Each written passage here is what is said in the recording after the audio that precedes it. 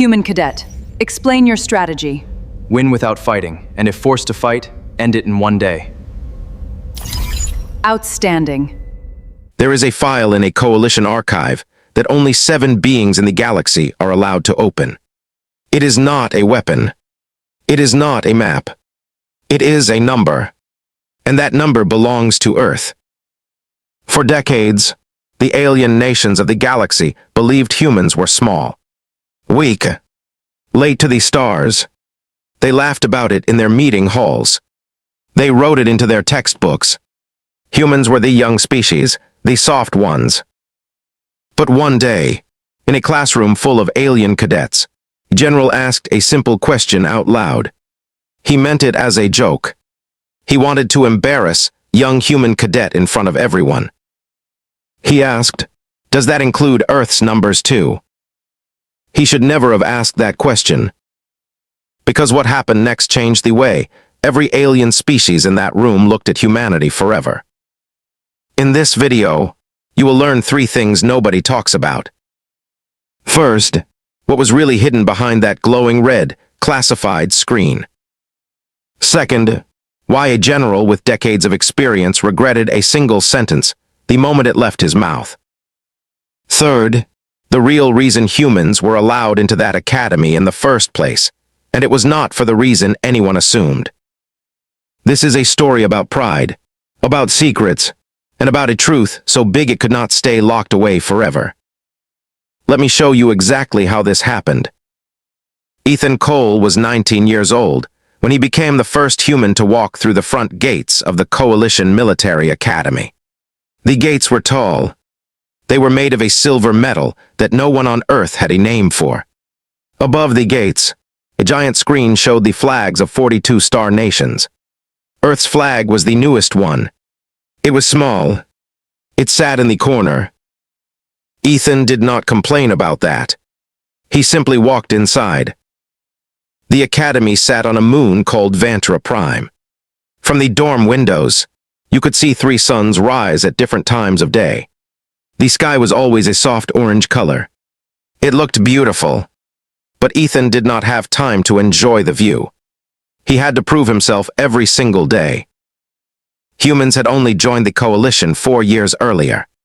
Before that, most alien species did not even know Earth existed. When they found out, they were surprised.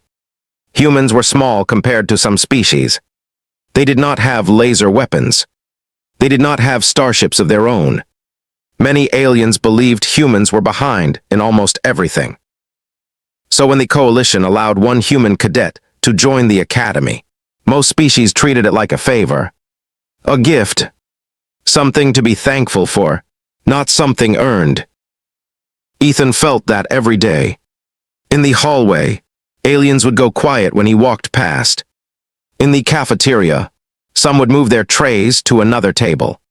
It was not always cruel. Sometimes it was simple curiosity, but it still felt lonely. His closest classmates were a small group from different worlds.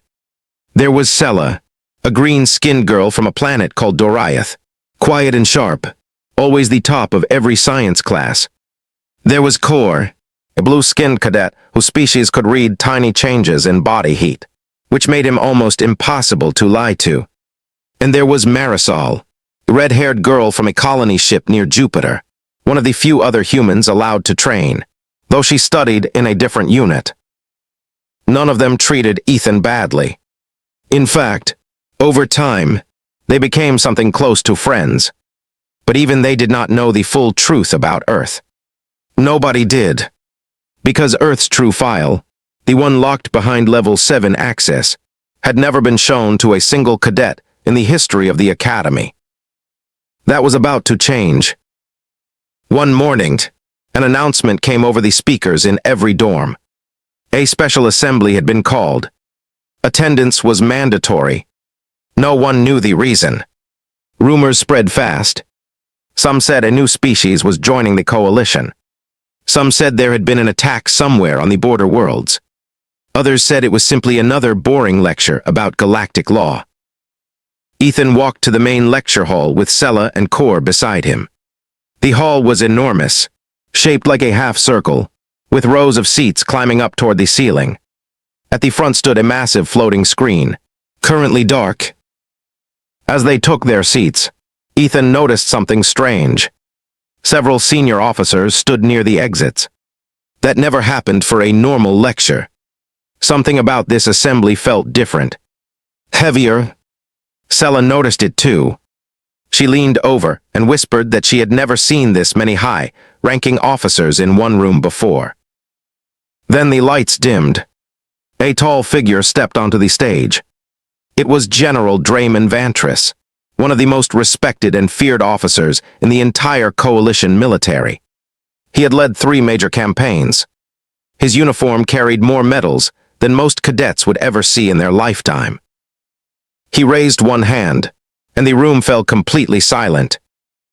"Cadets," he said, his voice low and steady, "today you are going to see something most of you were never meant to see." The giant screen behind him flickered to life. Red letters appeared across the top. "Kill record.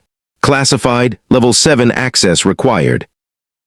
Underneath, rows of numbers appeared. Some were blacked out. Some showed strange codes instead of names. A chart showed rising and falling lines. Another section read missions. 41 active.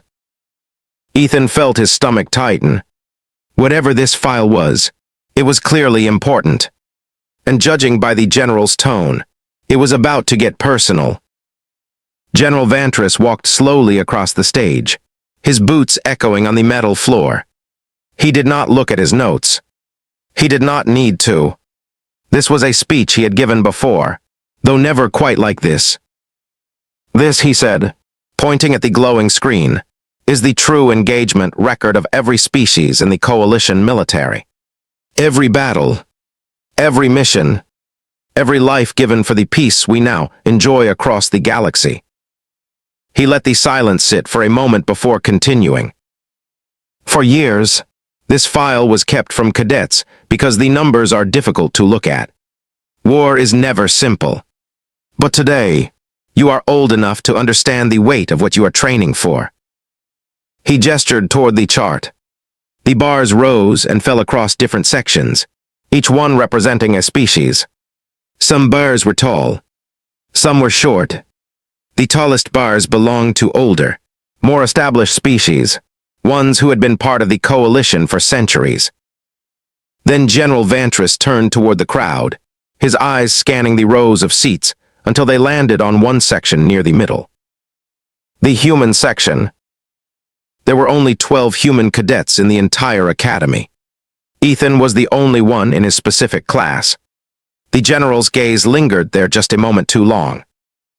"Some of you," he said, a small smile forming at the corner of his mouth, "come from species who have not yet contributed single line to this record." A few aliens in the crowd chuckled quietly. Sella did not laugh. Neither did Core. But somewhere behind Ethan, a group of older cadets from a more powerful species snorted under their breath. The general continued, almost as if performing for the room now. "Some species join the coalition and take decades to earn their first classified mission. Some take generations. It is simply the nature of new arrivals." He paused, letting his words settle over the crowd like a slow fog. Then, almost casually, as if the thought had just occurred to him, he turned his head toward Ethan directly. "Cadet Cole," he said, his voice carrying easily across the silent hall, "since your species is so new to us, I am curious." The room shifted. Heads turned. Ethan felt every eye in the massive hall land on him at once. "Does that include Earth's numbers too?" The question hung in the air like a blade. It was meant as a joke. Everyone in the room understood that. The general expected silence, maybe a nervous laugh, maybe Ethan looking down at his desk in embarrassment. That was how these moments usually went for the newest species. A small joke. A quiet humiliation. Then the lecture would move on. But Ethan did not look down. He sat completely still for a moment, his jaw tight, his eyes locked on the general, Sella glanced at him nervously. Kor's antennae twitched slightly, a sign among his species that meant something was about to change. Then, slowly, Ethan raised his hand. Not to ask a question, to answer one. The room went from silent to something even quieter. A silence with weight to it. General Vantris blinked, clearly not expecting this reaction. For a brief second, something flickered across his face. It was gone almost as fast as it appeared, but Ethan saw it. Doubt. Cadet Cole, the general said carefully, you have something to add. Ethan stood up from his seat. His voice, when it came, was calm, steady, nothing like the nervous first-year cadet everyone expected him to be. Yes, sir, Ethan said. I do. Ethan stepped down from his row and walked toward the center aisle, his boots tapping softly against the floor. Every alien in the room watched him. Some with curiosity, some with amusement. A few, like Sella, watched with something closer to worry. He stopped near the front of the hall, close enough to the glowing screen that the red light from the classified banner reflected faintly across his face. General, Ethan said, you asked if Earth's numbers count. I did, Vantris replied, folding his arms, still expecting this to end quickly and quietly in his favor. They do count, Ethan continued. But I don't think you're asking about the numbers you think you're asking about. A murmur passed through the crowd. General Vantris raised an eyebrow. Explain, he said. Ethan turned toward the screen. He pointed at the chart showing missions and kill records. This chart, Ethan said, shows combat missions, battles, engagements between the coalition and outside threats. Earth barely has any numbers here. You're right about that. A few aliens nodded, satisfied, as if this confirmed exactly what they expected. But that's not the number that matters, Ethan said. Not for Earth. He asked the system operator, a young cadet near the control panel, to pull up a different file. The operator hesitated, glancing at General Vantris for permission. The general, curious now despite himself, gave a small nod. The screen changed. New data appeared. This was not a kill record. This was something else entirely. A timeline. A long one. It stretched across thousands of years, marked with red spikes at certain points. This is Earth's survival record, Ethan said. It's not classified because of violence. It's classified because most species outside the coalition never believed it was possible. He pointed at the first red spike on the timeline. 70,000 years ago, Earth's entire human population dropped to under 10,000 people. A climate disaster nearly wiped us out completely. We didn't have starships. We didn't have technology. We had almost nothing. He pointed to the next spike. We rebuilt. It took thousands of years, but we rebuilt. Another spike. Plagues. Wars fought entirely with basic weapons. Famines that could have ended us. Each time, the number of humans dropped low enough that most species would have considered the species finished. The room had gone completely silent now. Even the officers standing near the exits had stopped moving. And each time, Ethan said, we came back. Not because we were given help. Not because a more advanced species stepped in to save us. We did not know anyone else was even out there. We simply refused to stop. General Vantris's arms slowly uncrossed. His expression had changed from amused curiosity to something more careful. This is why Earth's file requires level 7 access, Ethan said. It's not because of what we've destroyed. It's because of what we've survived, over and over again, with nothing but ourselves. He turned to face the general directly. So yes, sir, Earth's numbers count. You just asked about the wrong ones. For a long moment, Nobody in the hall said anything. General Vantris stood frozen at the center of the stage, the giant survival timeline glowing behind him like a wall of proof he had not asked for. Then, quietly, Sela stood up from her seat. "Sir," she said, "may I ask something?" The general nodded, still processing what he had just heard. "If this file is level 7 restricted," Sela said, "why does the Coalition High Command care so much about hiding survival data? Survival isn't a weapon. Why lock it away like a war secret?" It was a fair question, and it was one Ethan himself had wondered the moment he first learned about his own species' file. Months earlier, during a private briefing, he had been sworn never to discuss publicly.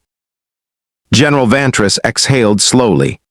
For the first time since stepping onto that stage, he looked less like commanding officer and more like a man choosing his next words very carefully.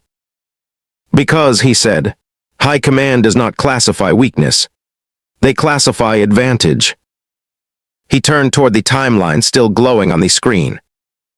Every species in this coalition was recruited for a reason. Some for their technology, some for their numbers, some for their diplomacy. Humanity was recruited because of exactly what Cadet Cole just showed you. He paused. Species that survive that many extinction-level events without outside help do not simply give up. Ever. High Command did not want other governments, or worse, outside threats, to understand how dangerous that kind of resilience could be in a crisis. The room absorbed this slowly. Core, still watching Ethan closely, finally spoke, his voice quieter than usual. "So this whole classroom exercise," Core said, "the joke about Earth's numbers not counting, was that ever really a joke?" General Vantris did not answer right away. He looked at Ethan for a long moment. "No," he admitted finally. "It was a test. One I have given to every new species that joins this academy, in one form or another. Most new cadets go quiet. Most accept the joke and move on. It tells us how a species handles pressure in front of a crowd." He looked around the hall. Cadet Cole did not go quiet. He corrected me, respectfully, with facts, in front of everyone. That tells us something far more valuable than any kill record ever could. Sela slowly sat back down, though her eyes stayed fixed on Ethan. Marisol, watching from a few rows back with the other human cadets, allowed herself a small, proud smile, careful not to let it show too much in a room still heavy with tension. Ethan remained standing near the front of the hall, the red classified banner still glowing faintly behind him. He had not expected any of this when he woke up that morning. He had only expected another lecture. Instead, he had just corrected one of the most respected generals in the entire coalition, in front of every cadet in his class. He did not know yet what that would mean for him, but he was about to find out. General Vantris stepped down from the stage and walked directly toward Ethan, stopping only a few feet away. The entire hall watched, holding its breath. "Cadet Cole," the general said, "what you did today was not comfortable for me. Generals do not enjoy being corrected in front of 400 cadets." Ethan kept his posture straight, unsure what was coming next. "But comfort," Vantris continued, "was never the point of this academy." He reached into his jacket and pulled out a small silver badge, one Ethan recognized from lectures on academy history. It was a symbol given only to cadets recommended for advanced field training, usually reserved for 3rd or 4th year students. "Effective today," the general said, "you are being recommended for advanced classified studies. You will have access to level 5 files starting next term." A quiet wave of surprise moved through the crowd. No first-year cadet, from any species, had ever received that recommendation this early. "I'm not doing this because you embarrassed me," Vantris said, quiet enough now that only those nearby could hear clearly. "I'm doing this because you did exactly what this uniform is supposed to represent. You told the truth. even when it would have been easier to stay silent. Ethan took the badge carefully, still processing what had just happened in the span of a few short minutes. Behind him, Sela and Kor exchanged a glance, both clearly proud, though neither said a word yet. General Vantris turned back toward the crowd, raising his voice again to address the entire hall. "Let this be a lesson to every cadet in this room," he said. "Do not assume you understand a species just because their ships are smaller, or their history is shorter, or their numbers on this chart are lower than yours." He gestured toward the still glowing survival timeline. "Every species in this coalition has a story written in numbers somewhere. Some are written in battles. Some are written in survival. Both deserve respect." The assembly ended not long after that, though the hallways buzzed with quiet conversation for the rest of the day. Cadets from a dozen different worlds whispered about the human who had stood up to General Vantris and walked away with an early recommendation instead of a punishment. That evening, Ethan sat alone near one of the observation windows, watching the three suns of Vantra Prime slowly set over the horizon. Sela found him there first, followed shortly by Kor and Marisol. "You could have just stayed quiet," Sela said, sitting down beside him. "Nobody would have blamed you." Ethan shook his head slowly. "Maybe not," he said, "but I wasn't going to let Earth's story get reduced to a joke. Not when I know what it actually took to get here." For the first time since arriving at the academy, Ethan did not feel like the smallest species in the room. Weeks later, Ethan learned something even the general had not told him directly. The assembly had not simply been a random test. High Command had specifically chosen Earth's file for that demonstration, because Ethan's early evaluations had already caught their attention. They wanted to see, publicly, whether a human cadet would defend his species' true history or quietly accept a joke to avoid conflict. He had passed a test he never knew he was taking. The irony was hard to ignore. The very question meant to embarrass humanity in front of the entire academy became the moment that proved exactly why Earth belonged there in the first place. Not because of weapons, not because of ships, but because of a simple, stubborn refusal to disappear, repeated across thousands of years of history. The general had asked if Earth's numbers counted. He got his answer, and he never made that particular joke again. If this opened your eyes to how much bigger a small species can truly be, wait until you see what happens when Earth's true combat file finally gets declassified in the next story. Let's recap what we uncovered today. A general tried to use Earth's short history as a quiet joke in front of an entire academy. Instead, one cadet revealed a survival record so powerful that it reshaped how an entire room of alien species saw humanity. And in the end, the very test meant to expose weakness became proof of exactly the opposite. This is what the HFY genre does best. It takes the moments where humanity is underestimated and flips them into stories of quiet, earned strength, not through the loudest weapons, but through resilience that most species never expected. If this story gave you chills, hit that subscribe button right now, because there are many more HFY Sci stories like this one coming every single week. Drop a like if you want to see more stories where humanity proves the doubters wrong. And if you have favorite HFY story idea, one where humans surprise the galaxy in ways nobody expects, leave it in the comments below. Your idea might become the next video on this channel. For those who want deeper stories like this one delivered straight to their inbox, along with early access to new releases, consider joining the newsletter linked in the description. One last question before you go. If a general ever asked you to prove your worth in front of a room full of strangers, would you stay quiet, or would you stand up like Ethan did? Let me know in the comments. See you in the next story.